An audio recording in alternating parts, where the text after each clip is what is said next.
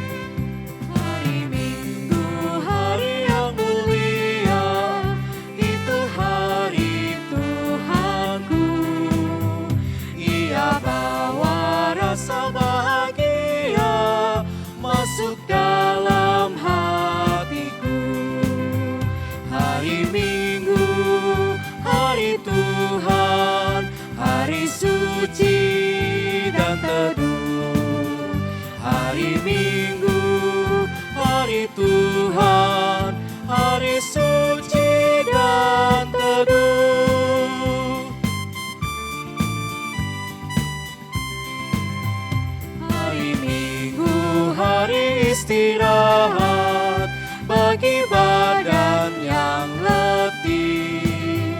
Firman Tuhan turun bawa hikmat untuk hati yang sedih. Hari Minggu, hari Tuhan, hari suci dan teduh. Hari Minggu, hari Tuhan, hari suci dan teduh.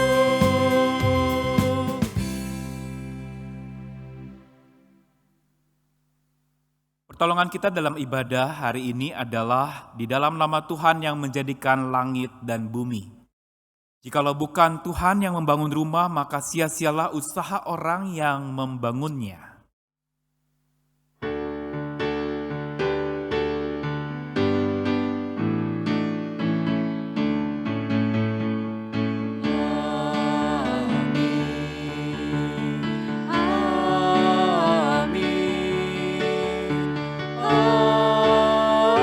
Amin, amin, amin,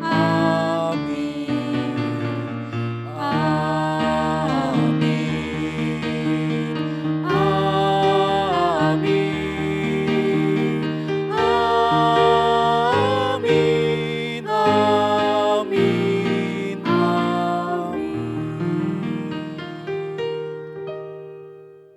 Salam hai umat yang dikasihi Tuhan, salam hai keluarga-keluarga yang diberkati Tuhan, Tuhan beserta kita semua. Jemaat Tuhan yang dikasihi, hari ini adalah ibadah penutupan bulan keluarga. Setelah beberapa minggu kita diajarkan tentang banyak topik-topik seputar keluarga, inspirasi yang memotivasi hidup kita. Maka hari ini di dalam ibadah penutupan bulan keluarga ini, kita akan berbicara tentang satu topik, yaitu keluarga yang memahami firman Tuhan. Dan untuk itu, nas pembuka terambil dari Mazmur pasal yang pertama. Berbahagialah orang yang tidak berjalan menurut nasihat orang fasik, yang tidak berdiri di jalan orang berdosa, dan yang tidak duduk dalam kumpulan pencemooh. Tetapi yang kesukaannya ialah Taurat Tuhan dan yang merenungkannya siang dan malam. Ia seperti pohon yang ditanam di tepi aliran air, yang menghasilkan buahnya pada musimnya dan yang tidak akan layu daunnya. Apa saja yang diperbuatnya berhasil.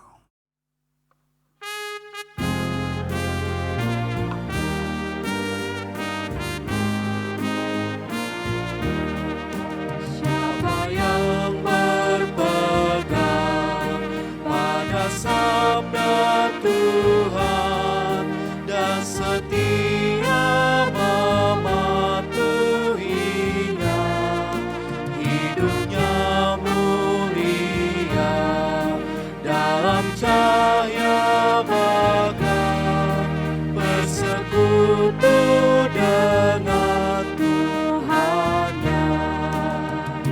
Percayalah dan pegang sabdanya, hidupmu dalam Yesus sungguh bahagia.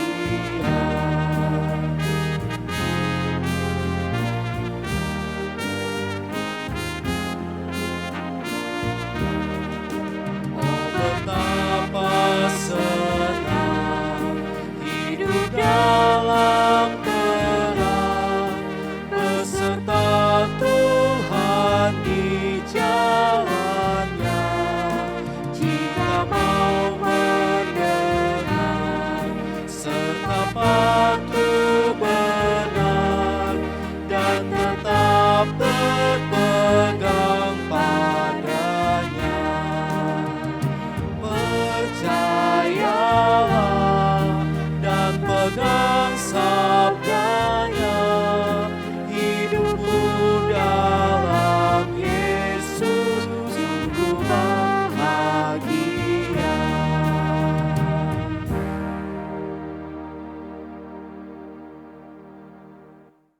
Saudara, Mazmur 1 yang tadi dibacakan mau memberitahu kepada setiap kita, keluarga-keluarga dan kita yang merupakan jemaat Tuhan, bahwa hidup di dalam Tuhan bukan sekedar mendengar, bukan sekedar membaca dan merenungkan firman Tuhan, tetapi memahami lebih dalam, bahkan dikatakan dia kesukaannya adalah Taurat Tuhan.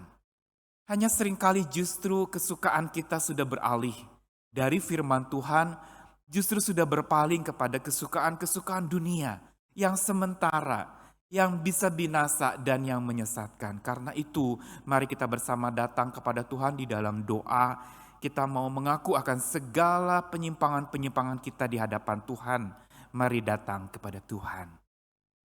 Bapa Surgawi yang penuh kasih, sebagaimana firman Tuhan yang mengingatkan kami bahwa kesukaan kami harusnya adalah Taurat Tuhan serta merenungkan siang dan malam. Kami harus mengaku Tuhan, kami belum sampai ke tahap itu.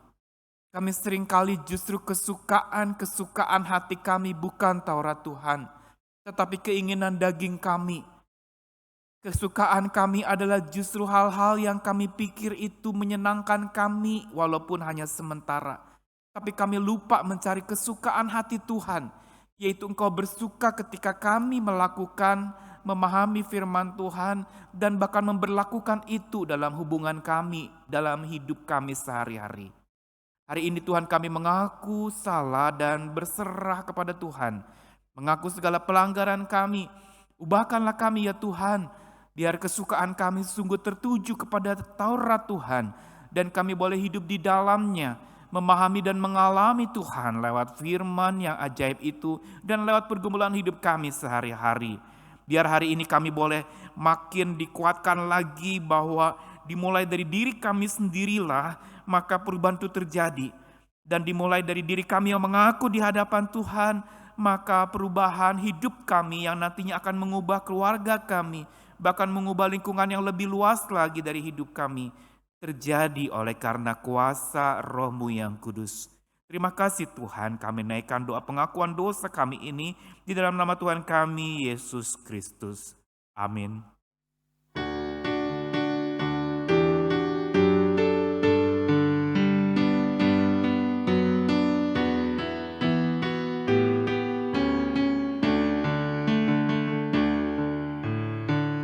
Mulai dari diri sendiri untuk melakukan yang terbaik.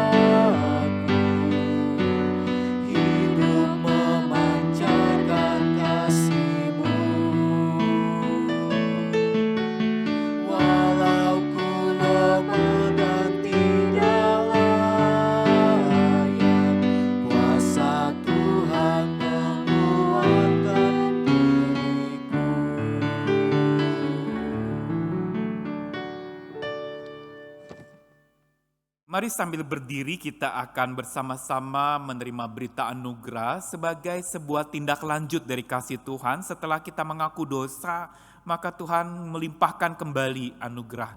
Dan mengapa kita berdiri? Karena kita berani menghadap tata kasih karunia, di mana beritanya disampaikan. Dari Yohanes pasal 8 ayat 31 sampai 32, maka katanya kepada orang-orang Yahudi yang percaya kepadanya, "Jikalau kamu tetap dalam firman-Ku, kamu benar-benar adalah murid-Ku dan kamu akan mengetahui kebenaran. Dan kebenaran itu akan memerdekakan kamu." Demikianlah berita anugerah dari Tuhan. Syukur kepada Allah dan salam damai bagi saudara.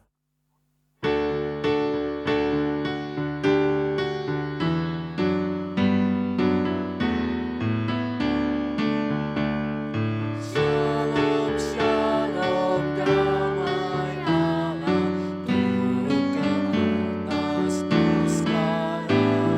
Shalom, shalom, damai Allah sekarang dan selamanya.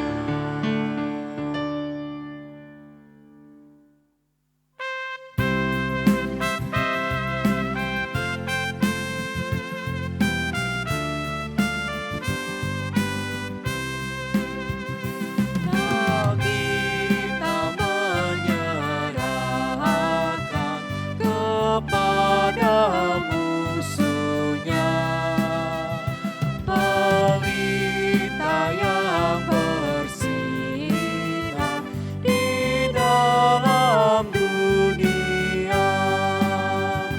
Tak boleh firman Allah yang sungguh dan teguh, Alkitab yang mulia diambil seteru.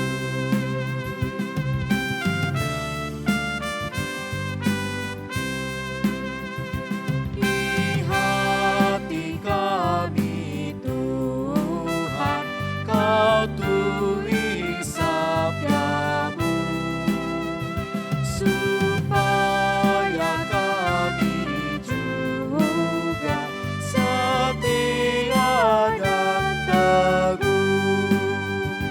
Kendati gunung goyang, binasa dunia, kekalah firman Allah selama-lamanya.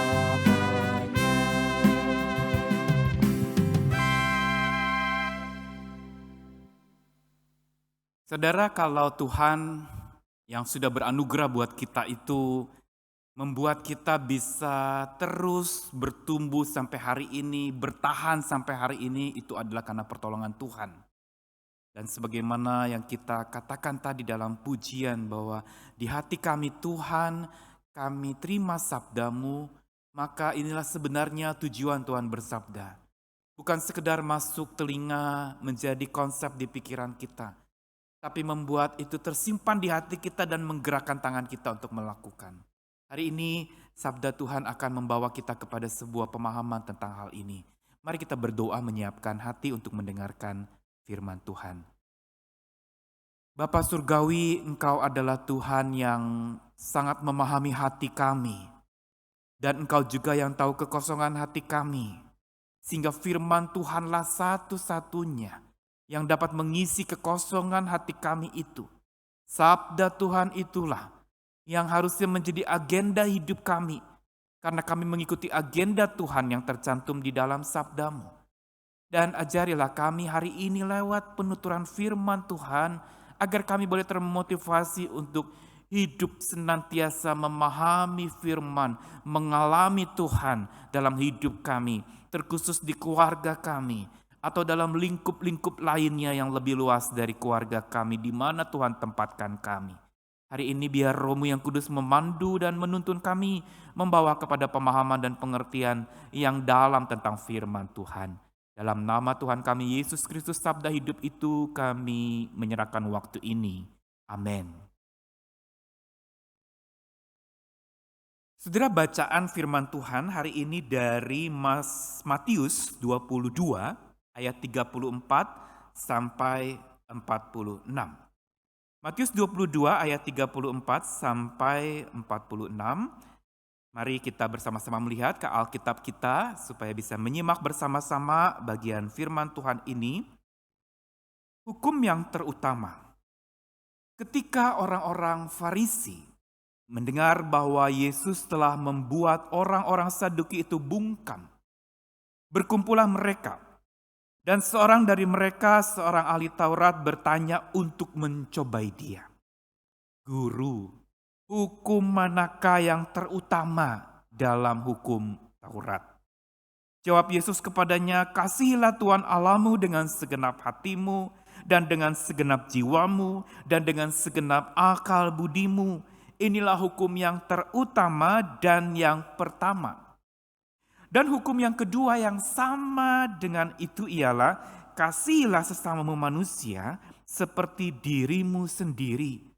Pada kedua hukum inilah tergantung seluruh hukum Taurat dan kitab para nabi. Ayat yang ke-41.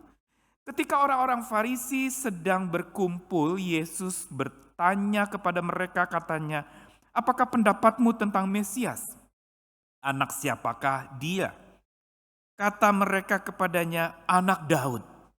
Katanya kepada mereka, jika demikian bagaimanakah Daud oleh pimpinan roh dapat menyebut dia tuannya?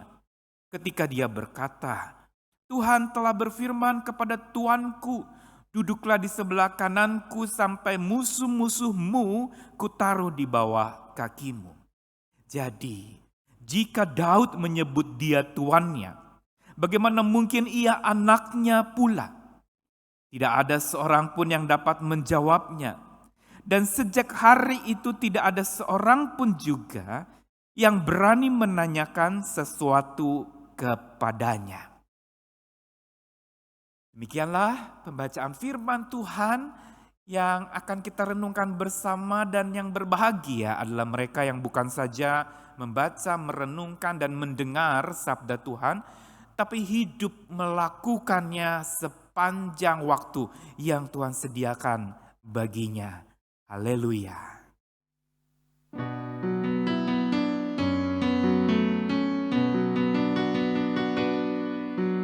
Nyanyikanlah haleluya, nyanyikanlah haleluya, haleluya, haleluya, nyanyikanlah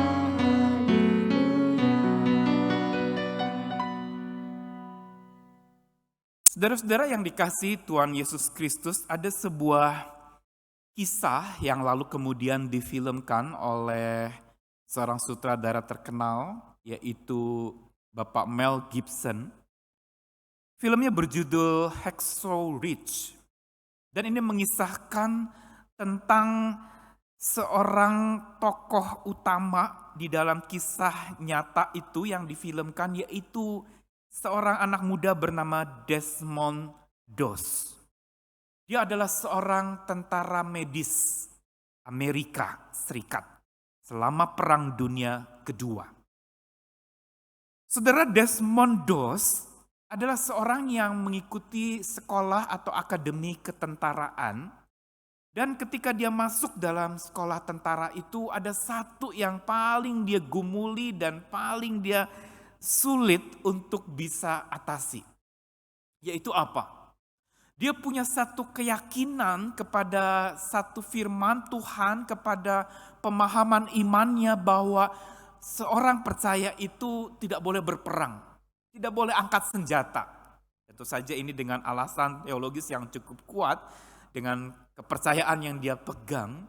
Sehingga di sekolah tentara itu waktu latihan berperang diajarkan bagaimana menggunakan senjata.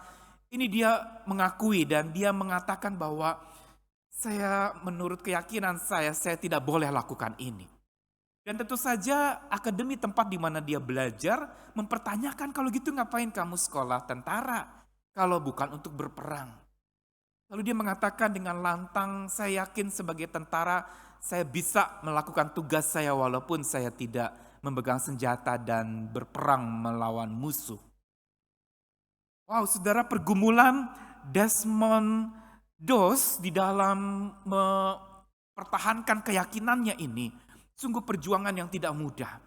Sampai akhirnya singkat cerita, dia mengikuti jurusan di perkuliahannya itu menjadi tentara medis. Yang berarti dia tidak pegang senjata tetapi tetap hadir di kancah peperangan menjadi tenaga kesehatan. Yang ketika ada tentara yang kena tembak, tentara yang mungkin kena granat atau terluka, atau mungkin parah sakitnya, dan dialah yang bertindak. Dan yang menarik adalah bahwa Desmond Doss ini menjadi tokoh yang sangat begitu mengesankan dan mendapat penghargaan luar biasa sebagai seorang pahlawan. Walaupun dia tidak memegang senjata, walaupun dia tidak berperang dengan menembakkan peluru ke musuh, tetapi dia justru menjadi tentara medis yang melakukan pengobatan kepada orang-orang yang terluka pada waktu itu. Dan ada satu adegan di mana ini yang disebut Hacksaw Ridge, tempat di mana ada satu kancah peperangan, dan tempat inilah di mana ada adegan atau ada momen di mana Desmond melakukan sebuah tindakan penyelamatan untuk semua tentara-tentara yang terluka waktu itu. Dan menariknya, dia bukan saja menyelamatkan atau membantu tentara-tentara Amerika Serikat yang terluka, tapi juga tentara-tentara musuh yang terluka dia sembuhkan. Dia bawa, dia gotong, ya kalau lihat poster filmnya menggambarkan dia menggotong seorang tentara yang jelas berbeda bangsanya dari dia, dan dia dia bawa turun dari Hacksaw Ridge itu untuk lalu kemudian menuju ke bawah untuk lalu kemudian diproses kesembuhannya. Yang ingin saya soroti dari film itu adalah bukan bicara bagaimana tindakan kepahlawanannya dengan menyelamatkan banyak orang yang sakit, tapi keyakinan imannya dan berpegang kepada firman-Nya yang dia pegang teguh dan kokoh membuat dia lalu kemudian berani menyatakan itu, sehingga justru dengan cara itu pun dia tetap menjadi berkat, bahkan disebut pahlawan yang sungguh-sungguh melakukan karya penyelamatan sekalipun tidak mengangkat senjata. Bicara tentang memahami firman Tuhan, inilah sebenarnya yang sangat kurang pula dan sangat defisit di dalam zaman waktu Tuhan Yesus hidup. Terkhusus saudara ketika orang-orang Farisi, ahli-ahli Taurat waktu itu, mereka adalah orang-orang yang sangat menguasai firman Tuhan, hafal. Mereka sangat tahu hukum-hukum, mereka tata begitu rupa, tetapi celakanya itu hanya menjadi hukum hitam di atas putih. Hanya yang tertulis mereka hafalkan, mereka pegang, tapi mereka jadikan itu justru sebagai apa? Alat penghakiman buat orang-orang yang bersalah. Disinilah justru menjadi lubang yang menganga lebar dari firman Tuhan yang sebenarnya tujuan Tuhan berfirman untuk itu dilakukan, untuk itu dipahami, dialami, dan dipraktekkan dalam hidup sehari-hari. Dan ahli-ahli Taurat itu mereka memang ahli membaca Taurat, ahli dalam menafsirkan Taurat, ahli di dalam lalu memakai Taurat itu untuk menghakimi.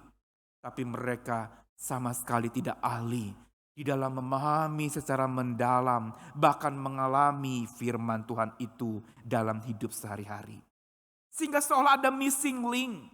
Mereka hanya membaca, mereka hanya menghafal, tapi mereka tidak berkaca dan beramal atau mengamalkan firman itu dalam hidup sehari-hari. Begitu pula saudara di dalam kehidupan berkeluarga kita. Satu problem yang paling sering terjadi di tengah-tengah keluarga Kristen, bukan mereka tidak tahu firman Tuhan. Bukan mereka tidak pernah membaca firman Tuhan. Bukan mereka kekurangan mendengarkan firman Tuhan. Hari ini di masa pandemi kita bahkan terus dibanjiri oleh berbagai macam renungan-renungan. Kita sekarang bisa ibadah di mana-mana dengan tinggal pencet remote control kita. Kita bisa ikuti atau langsung mau ikut channel apa dan ibadah di mana. Banyak semua itu datang dan kita bisa mengikutinya sebagai sebuah tontonan dalam tanda kutip. Tetapi apakah firman Tuhan yang kita dengarkan itu dengan kemasan-kemasan yang menarik itu hanya sekedar tontonan belaka atau itu jadi tuntunan dalam hidup kita? Dan inilah sebenarnya core problem atau masalah utama yang dihadapi oleh banyak keluarga-keluarga Kristen hari ini. Yang menyandang nama Kristen, yang beragama Kristen, tetapi tidak dekat dengan Kristus. Yang sering datang ke gereja bahkan menjadi bagian dari para pelayan di gereja, tetapi tidak dekat dengan sang kepala gereja. Dan disinilah sebenarnya keluarga-keluarga justru menjadi mudah goyah. Berbagai macam kasus-kasus konsultasi yang pernah saya terima dari keluarga-keluarga yang ada, kalau mau ditelusuri sebenarnya akar masalahnya sama. Yaitu mereka belum benar-benar hidup di dalam firman Tuhan. Mereka belum benar-benar melakukan firman Tuhan. Karena apa? Mereka belum benar-benar memahaminya. Karena tanpa memahami dengan benar, kita juga tidak akan mengalami dengan dalam apa yang sebenarnya Tuhan katakan. Dan ini yang tadi di dalam Mazmur 1 dalam bacaan awal kita ingin mengingatkan kepada kita, kesukaan kita Taurat Tuhan. Merenungkan siang dan malam dan jaminannya pasti dia akan seperti pohon yang selalu dekat dengan sumber. Dan akan selalu hijau daunnya. Bahkan dia berbuah pada musimnya. Apa saja yang diperbuatnya berhasil. Saudara bayangkan pohon yang ada di tepi aliran sungai yang berarti dekat dengan sumber makanannya. Langsung terhisap ke akarnya dan menumbuhkan batang, daun dan bahkan berbuah. Dan ini justru menjadi indah. Inilah sebenarnya aliran firman Tuhan ketika macet oleh masalah-masalah di tengah keluarga dan tidak dilakukan. Maka akan terjadi penyempitan pembuluh darah iman kita, saudara. Terjadi penyempitan akan aliran iman yang harusnya menggerakkan hati kita untuk menunjukkan kasih kita dengan tangan yang terulur, dengan kaki yang melangkah kepada orang yang membutuhkan kasih Tuhan itu. Pada hari itulah sebenarnya, pada saat itulah sebenarnya kita sedang memampatkan firman itu hanya sekedar menjadi hafalan belaka atau bacaan semata. Tanpa menjadi sebuah pengamalan yang nyata dan tanpa firman Tuhan ini menjadi tempat kita berkaca untuk melihat siapa diri kita. Dan inilah kenapa waktu itu ketika Tuhan Yesus diuji atau dicobai oleh seorang ahli Taurat dengan mencoba menanyakan hukum mana yang terutama dalam hukum Taurat. Ini jadi semacam ujian atau pingin mencobai Yesus. Saya lagi berpikir-pikir kira-kira ahli Taurat ini mengharapkan jawaban apa dari Yesus. Apakah mereka kepingin nantinya jawaban Yesus itu akan membuat Yesus akan makin dipojokkan lagi? Apakah mereka berharap jawaban Yesus akan memilih dari jajaran hukum Taurat itu, Yesus akan pilih satu ayat, oh ini yang terpenting, yang lain tidak penting? Apakah mereka juga mengharapkan bagaimana Yesus itu menjawabnya salah, sehingga lalu kemudian, wah ini orang bisa ngajar kemana-mana tapi ajarannya salah? Saudara, memang saya mencoba menduga-duga, tetapi yang sebenarnya terjadi adalah mereka hanya untuk satu tujuan, menjatuhkan Yesus. Dan inilah orang yang justru tahu firman tapi tidak memahami, mengalami dan melakukannya, hanya akan tujuannya menjatuhkan orang dengan firman. Bukankah hari ini ada banyak orang-orang Kristen yang memakai firman Tuhan untuk menegur? Seorang mama tegur anaknya, kalau gak buat PR dosa lo masuk neraka. Nah lu pakai bahasa begitu. Saudara, itu apakah itu mengutip firman Tuhan sembarangan? Bukan saja mengutip, itu bicara sembarangan, tetapi menyalah-tafsirkan bahkan mengajarkan yang sesat kepada anak-anak. Dan saudara, kalau kita perhatikan lagi, maka sesungguhnya jawaban Yesus ini telak. Yesus tidak menjawab hukum yang pertama itulah yang menjadi yang utama, jangan ada padamu ilah lain, misalnya begitu. Dia tidak menjawab itu. Tapi Yesus berhasil merangkum jawaban buat mereka itu dengan hukum kasih yang kita udah kenal. Dan inilah sebenarnya merupakan intisari dan perasan hukum Taurat yang justru orang-orang Yahudi termasuk para ahli Taurat tidak memahami isi dari firman Tuhan utamanya itu apa. Dan saudara, saya jadi ingat ada seorang teolog ketika ditanya, "Pak, apa sih intisari firman Tuhan atau teologi Kristen yang Bapak ketahui?" Sudah tahu apa yang dijawab oleh teolog itu? Dia lantunkan sebuah lagu. Jesus loves me, this I know, for the Bible tells me so. Dia jawab dengan kalimat yang singkat. Yesus mengasihi saya, inilah intisari Alkitab. Dan ini seperti yang Yesus jawab kepada ahli Taurat itu, intisari dan yang terutama adalah kasih. Kasihlah Tuhan Allahmu, kasihlah sama manusia seperti dirimu sendiri. Simple sebenarnya. Tetapi mereka dengan segudang penafsiran yang ada, ahli Taurat dengan segudang pengetahuan yang ada, tapi tanpa pemahaman yang mendalam, dengan segala pengertian yang dangkal, lalu memakai itu untuk menghakimi orang lain. Bahkan itu mereka terapkan dalam kehidupan mereka di dalam hubungan apapun juga termasuk dalam berkeluarga dan sebagainya. Ini justru menyebabkan hukum Taurat disalah tafsirkan dan bukan itu saja, malah menjadi menyesatkan. Tapi Yesus berhasil merangkum teologi Kristen itu dengan satu perkataan kasih. Kasih Tuhan Allahmu, kasih sama manusia seperti dirimu sendiri. Dan inilah sebenarnya saudara yang membuat kita menjadi memahami bagaimana caranya supaya kita boleh menjadi keluarga yang memahami firman. Bagaimana kita bisa menjadi pribadi-pribadi di tengah keluarga yang memahami firman secara mendalam untuk lalu mengalami firman itu dalam hidup sehari-hari. Saudara, mungkin saya sering ceritakan nih ilustrasi ini ya. Tentang ada 3 ekor katak. Saya rasa saya pernah bicara ini juga di dalam kebaktian. 3 ekor katak bertengger di atas sebuah batu. Satu dari katak itu bilang kepada 2 katak yang lain. Dia bilang, saya mau lompat pindah ke telaga yang lain. Pertanyaannya kepada saudara hari ini. Tersisa berapa katakkah yang ada di atas batu itu? 3 katak, yang satu bilang, I want to jump over there. Saya mau pindah ke sana.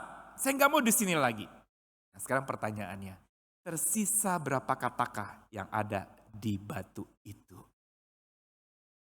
Saudara mungkin mulai mikir-mikir, ya 3, 1 lompat ya berarti tinggal 2 dong Pak. Tapi perhatikan kalimat saya. 1 dari 3 katak ini mengatakan saya mau pindah ke tempat lain. Tersisa berapa? Kalau saudara yang menjawab 2 jelas salah. Kalau yang jawab 1 juga salah. Tapi jawabnya adalah tetap 3, saudara. Itu yang benar. Artinya apa? Yang 1 ini baru bilang, saya mau lompat pindah ke tempat lain. Tapi sudah pindah belum? Belum. Nah begitu juga banyak orang Kristen hari ini datang ke gereja dan mengaku saya mau melakukan firman Tuhan, saya mau memahaminya dan mengalaminya dalam hidup saya mau taat kepada firman Tuhan. Berapa orangkah yang melakukan? Bila ada 100 orang yang hadir dalam sebuah gedung ibadah dan 75 mengatakan saya mau memahami firman Tuhan, berapa yang memahami? Belum ada karena baru mau. Belum benar-benar melakukannya. Nah inilah sebenarnya yang Yesus juga tegur kepada ahli Taurat itu, mereka tahu banyak, mereka benar-benar pakai itu untuk menjatuhkan orang, menghakimi sesama dan menjatuhkan Yesus sebagai guru pada waktu itu. Tetapi mereka lemah di dalam melakukannya. Jadi saudara, bagaimana untuk supaya kita bisa belajar menjadi keluarga yang memahami firman? Saudara, jawabannya gampang, ya. LOVE, ya. LOVE, apa itu? Love. Apa itu love? Pertama-tama untuk kita jadi keluarga yang memahami firman Tuhan, setiap anggota keluarga di tengah-tengah rumah itu, dia harus pertama-tama menjadi seorang learner. Apa itu learner? Pembelajar. Orang yang belajar. Karena memahami firman itu perlu learning. Perlu belajar. Bukan 1-2 kali saja. Ada orang yang berpikir udah habis itu katekisasi, udah di sini, udah beres, gak perlu belajar lagi firman Tuhan. Tidak, itu bukan akhir, tapi itu awal dari pembelajaran kita. Dan pembelajaran juga bukan sekedar membaca dan menghafal. Tapi belajar untuk memahami lebih dalam. Saudara coba teliti kelas-kelas pemahaman Alkitab di gereja-gereja hari ini. Sepi, bukan karena pandemi, sebelum pandemi juga udah sepi. Mudah-mudahan setelah pandemi ini atau di masa pandemi ini ada kehausan orang untuk belajar firman Tuhan. Learning. Tapi learning juga kalau mengacu kepada tulisan Bapak Andreas Harifa di dalam Manusia Pembelajar, learning itu menganut beberapa paham, yaitu pertama-tama ada tahap-tahap, bukan paham, sorry. Yang pertama adalah learning about, belajar tentang, ya, belajar teori-teori. Lalu kemudian yang kedua learning to do, belajar melakukan. Dan yang ketiga adalah learning to be, belajar menjadi. Dan inilah memahami firman, ini adalah sebuah proses pembelajaran seumur hidup yang panjang. Dari tahu, lalu kemudian menerima dalam hati, merasakannya, lalu kemudian mulai berpikir bagaimana melakukannya, sampai itu jadi kebiasaan sehari-hari kita.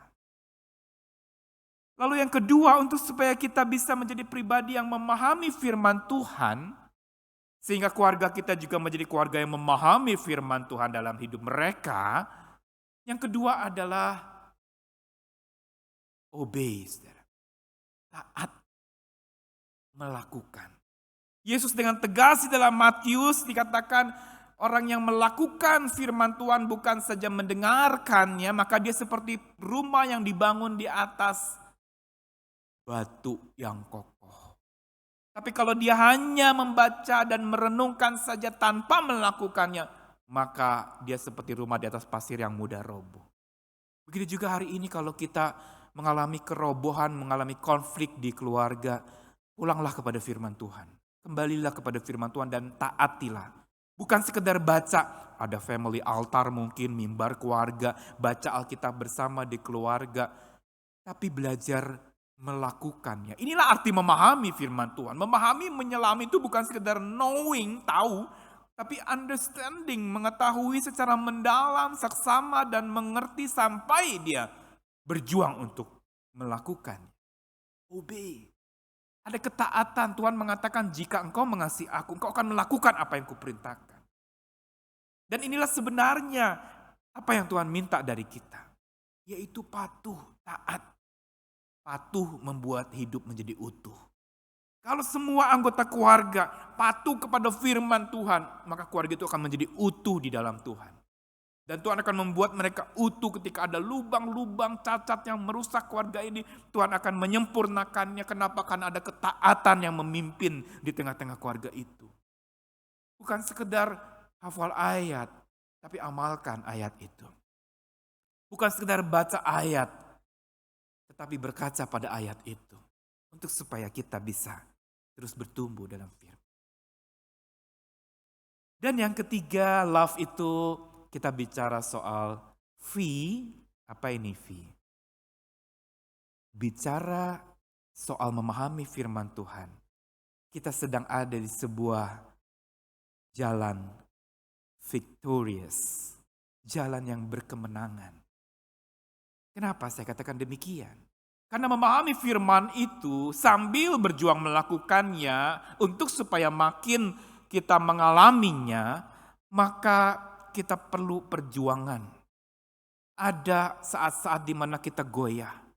Ada saat-saat di mana pertempuran terjadi. Tuhan katakan roh penurut tapi daging lemah. Karena itu berdoa dan berjaga-jagalah. Perjalanan kita memahami firman Tuhan adalah sebuah perjalanan pertempuran, saudara. Di mana kita berjuang antara mengikuti apa yang firman Tuhan mau kita lakukan dengan segala keinginan daging kita, atau ego kita, atau kemauan kita, atau segala macam pergumulan-pergumulan kita yang seringkali justru mengeliminir firman Tuhan yang sedang kita perjuangkan untuk lakukan. Dan inilah sebenarnya yang harus menjadi proyek bersama di tengah-tengah keluarga, yaitu berjuang bersama. Kalau jatuh bangun lagi. Keluarga adalah tempat di mana kita belajar bukan saja menjadi keluarga yang tanpa masalah, tapi keluarga yang justru berjuang di atas masalah, berjalan menelusuri masalah, dan berperang mengatasi masalah tanpa membuat masalah baru. Dan kuncinya adalah berserah kepada Allah. Victorious way, jalan yang berkemenangan. Dan yang terakhir, untuk memahami firman Tuhan, keluarga, setiap anggota dari keluarga itu dia perlu untuk mengalami ini. Yang keempat yaitu empowerment from God. Kita butuh kuasa Tuhan untuk memahami firman Tuhan. Makanya kenapa waktu diskusi tentang Mesias anak Daud itu, Yesus menyinggung sebuah perkataan. Jika demikian, ayat 43, bagaimana Daud oleh pimpinan roh dapat menyebut dia tuannya ketika ia berkata Tuhan telah berfirman kepada Tuanku duduk di sebelah kananku dan seterusnya. Ada dikatakan oleh pimpinan roh.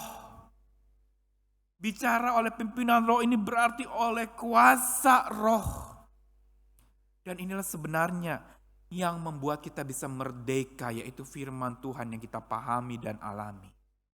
Dan ini juga, roh yang sama itu juga yang memandu kita untuk memahami dan mengalami firman itu dalam hidup sehari-hari. Saya tadi katakan roh penurut daging lemah, karena itu kita perlu diberdayakan oleh roh Allah. Empowerment by God's power. Oleh kuasa Allah yang memampukan kita. Bukankah tadi di awal ibadah kita awali di dalam fotum dan salam dengan sebuah pernyataan, kalau bukan Tuhan yang bangun rumah, sia-sia usaha orang yang membangunnya. Kalau bukan Tuhan yang mengawal kota, sia-sialah usaha para pengawal berjaga-jaga. Dari 4 hal ini, biar jadi pilar di mana kita menjadi keluarga yang memahami firman. Yaitu learning, belajar, obey, taat, victory, kemenangan bersama dengan Tuhan, dan empowerment, pemberdayaan oleh kuasa Tuhan. Dari sinilah firman Tuhan bukan saja menjadi bacaan atau jadi alat cercaan orang lain, tetapi menjadi tempat kita berkaca diri. Firman Tuhan bukan sekedar menjadi tempat untuk kita menghafalkan, tapi untuk supaya kita mengamalkannya dalam hidup kita. Selamat memahami firman, selamat hidup dalam kasih Tuhan, selamat belajar, selamat taat, selamat berjuang sampai menang, dan selamat memberi diri diberdayakan oleh roh Allah. Tuhan mengasihi dan memberkati kita semua. Amin.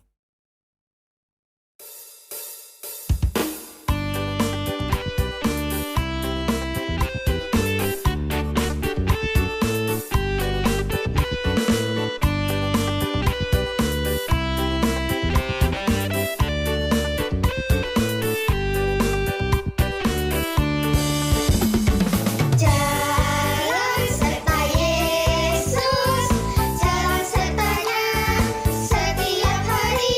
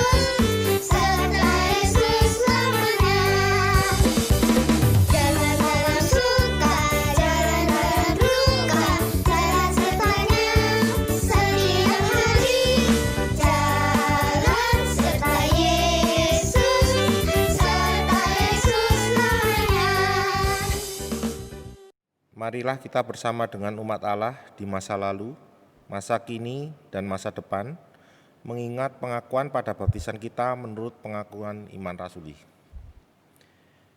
Aku percaya kepada Allah, Bapa yang Maha Kuasa, Khalik langit dan bumi, dan kepada Yesus Kristus, anaknya yang tunggal Tuhan kita, yang dikandung daripada Roh Kudus, lahir dari anak darah Maria, yang menderita sengsara di bawah pemerintahan Pontius Pilatus, disalibkan, mati, dan dikuburkan, turun ke dalam kerajaan maut. Pada hari yang ketiga, bangkit pula di antara orang mati, naik ke surga, duduk di sebelah kanan Allah, Bapa yang Maha Kuasa, dan dari sana ia akan datang untuk menghakimi orang yang hidup dan yang mati. Aku percaya pada Roh Kudus, gereja yang kudus dan am, persekutuan orang kudus, pengampunan dosa, kebangkitan orang mati, dan hidup yang kekal. Amin. Mari kita melakukan doa syafaat bila engkau bersama dengan keluarga hari ini di depan layar sedang mengikuti ibadah ini, boleh bertanya kepada rekan di keluargamu untuk apa yang mau didoakan dan nanti bisa mendoakan juga, saling mendoakan di dalam doa syafaat. Saya beri waktu sejenak untuk kita saling mendoakan, setelah itu saya akan pandu di dalam doa bersama. Mari kita tundukkan kepala, kita siapkan hati kita dan kita masing-masing mendoakan keluarga kita. Bila yang tidak sedang beribadah dengan keluarga, mungkin bisa doakan keluarga yang ada dimanapun berada. Kita bawa mereka ke dalam doa kita, di dalam doa kita untuk Tuhan menolong, memberkati mereka, menguatkan mereka, menyehatkan mereka, dan menjadikan mereka tetap hidup di dalam jalan Tuhan yang benar. Mari kita berdoa.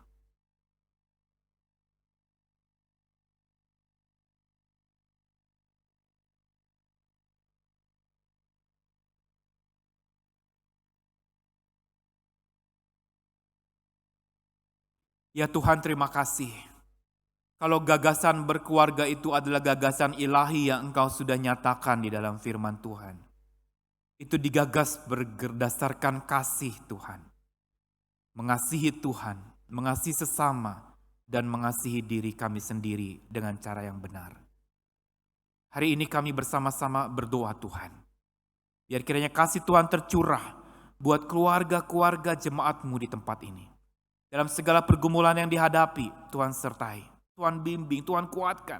Yang sedang menghadapi konflik di masa dan era pandemi ini, Tuhan tenangkan, menangkan mereka atas konflik itu. Buat mereka bisa tangguh mengatasi konflik itu dan tidak ditindas oleh konflik yang mereka hadapi hari ini. Mereka yang sedang menghadapi masalah pelik, mungkin masalah finansial. Di PHK mungkin salah satu anggota keluarga yang ada. Mengalami pengurangan pendapatan. Atau mungkin kesulitan mencari pekerjaan setelah diberhentikan. Tuhan, biar Engkau sendiri yang boleh hadir di tengah-tengah keluarga ini, memberi jalan keluar, dan mengundang mereka untuk keluar bersama dengan Tuhan dari pergumulan dan masalah hidup mereka. Hari ini kami juga berdoa menyerahkan untuk keluarga-keluarga dari para tenaga medis yang bertugas di rumah sakit hari ini, khususnya di dalam penanganan COVID-19. Tuhan, biar Engkau sendiri yang boleh menyertai, membimbing setiap keluarga dengan resiko terpapar yang mungkin saja bisa terjadi. Tuhan, tetap kuatkan. Tuhan sertai setiap para dokter dan tenaga medis, para perawat, semua yang bertugas di rumah sakit, yang bahkan tak kenal waktu harus bekerja 24 jam. Tuhan, biar Engkau sertai mereka. Berikan kepada mereka imun yang kuat sekaligus iman yang dalam kepada Tuhan. Hari ini kami juga berdoa menyerahkan Tuhan untuk bangsa kami di dalam segala pergumulan yang ada di tengah-tengah resesi yang melanda. Tuhan, biar kiranya bangsa ini boleh tangguh dan takut akan Tuhan. Dengan berbagai macam maraknya pergumulan-pergumulan berbangsa, tengah-tengah berbagai macam demo-demo yang sering masih dilakukan, dan juga bencana-bencana alam yang masih melanda bumi Indonesia. Oh Tuhan, biar Engkau sendiri selamatkan bangsa kami dari keterpurukan. Kuatkan dan mampukan bangsa ini menelusuri problem-problem berat dalam hidup ini, bersama dengan Tuhan Allah semesta alam yang penuh dengan kuasa itu. Dan kami juga menyerahkan Tuhan untuk setiap pergumulan jemaat-Mu masing-masing di tengah-tengah berbagai macam masalah yang terjadi, keluarga-keluarga yang bergumul dengan masalah sekolah online yang harus dihadapi oleh siswa-siswa atau kuliah online yang dihadapi oleh mahasiswa-mahasiswa, begitu juga para dosen yang harus mengajar secara online dengan ekstra tenaga yang dibutuhkan. Tuhan biar Engkau sendiri yang boleh memimpin dan menyertai senantiasa. Terima kasih Tuhan, akhirnya kami mau serahkan diri kami. Ajarilah kami boleh menjadi bagian dari keluarga yang memahami firman, mengalami firman, dan melakukannya dalam hidup sehari lepas hari. Terima kasih Tuhan, kami naikkan doa ini bersama dengan doa Bapa kami yang Tuhan Yesus ajarkan yang akan kami lantunkan di dalam pujian bersama.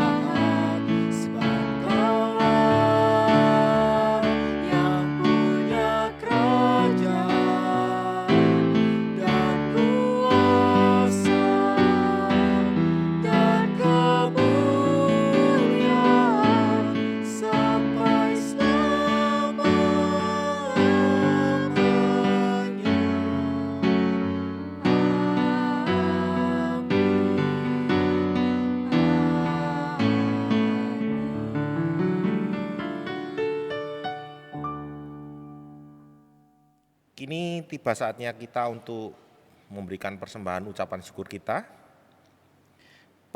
Persembahan ibadah minggu online, persembahan bulanan, perpuluhan, syukur, dan diakonia dapat diberikan dengan cara transfer ke rekening BCA GKI atas nama GKI Kutisari dengan nomor yang tertera di layar, dimasukkan ke kotak persembahan di depan gedung gereja, atau disimpan terlebih dahulu dan diberikan pada saat ibadah offline dilaksanakan. Kemudian bisa dilakukan juga dengan cara scan QRIS GKI Kutisari yang tertera di layar. Nas persembahan pada hari ini diambil dari Mazmur 19 ayat 108. Kiranya persembahan sukarela yang berupa puji-pujian berkenan kepadamu, ya Tuhan, dan ajarkanlah hukum-hukum-Mu kepadaku.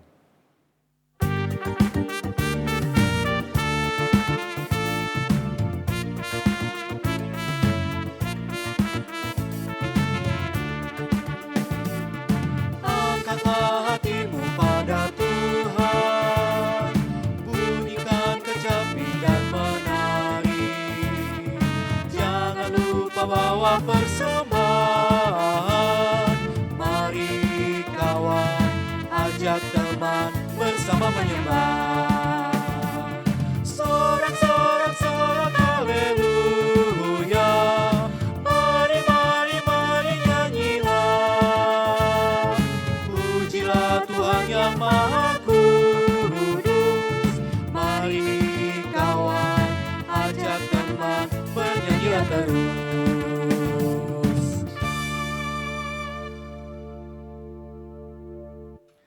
Marilah kita bawa persembahan kita ke dalam doa.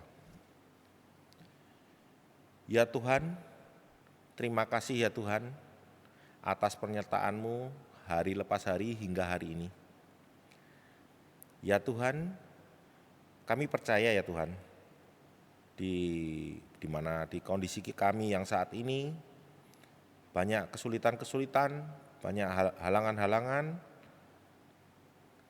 Engkau terus menyertai kami ya Tuhan, memberikan berkat rahmat-Mu, penyertaan-Mu, sehingga kami boleh melewati hari lepas hari dengan penuh ucapan syukur, sukacita, dan berkat yang tetap berkelimpahan. Dan apabila pada hari ini ya Tuhan, Kau berikan kesempatan untuk memberikan persembahan sebagai ucapan syukur kami ya Tuhan. Kiranya Engkau sendiri yang menjamah kami ya Tuhan, sehingga kami boleh memberikan yang terbaik untuk-Mu. Tidak lupa ya Tuhan, kami juga berdoa untuk para majelis yang akan mengelola persembahan ini ya Tuhan.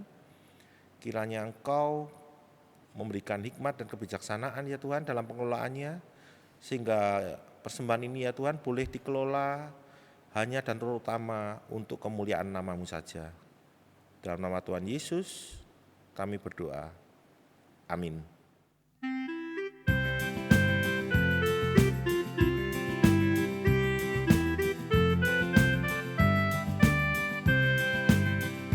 Bahagia tiap rumah tangga di mana Kaulah tamu yang tetap, dan merasakan tiap sukacita. Tanpa Tuhannya tiadalah lengkap. Di mana hati giang menyambutmu dan memandangmu dengan berseri. Tiap anggota menanti sabdamu dan taat akan firman yang Kau beri.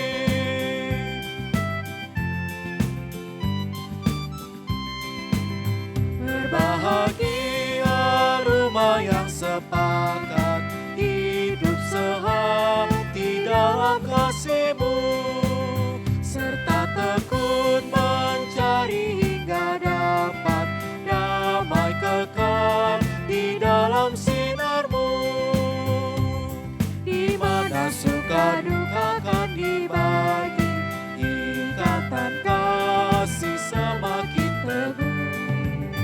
Di luar Tuhan tidak ada lagi yang dapat memberi berkat penuh.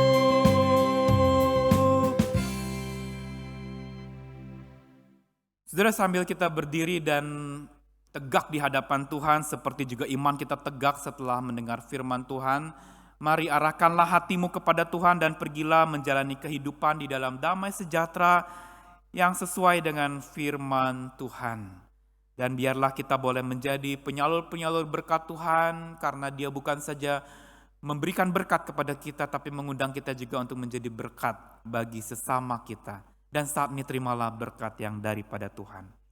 Damai sejahtera dari Allah, kekuatan cinta kasih sejati Tuhan Yesus Kristus, serta persekutuan penghiburan dan kekuatan dari Roh Kudus, beserta dengan kami sekalian mulai dari sekarang sampai Maranatha, Kristus datang yang kedua kalinya.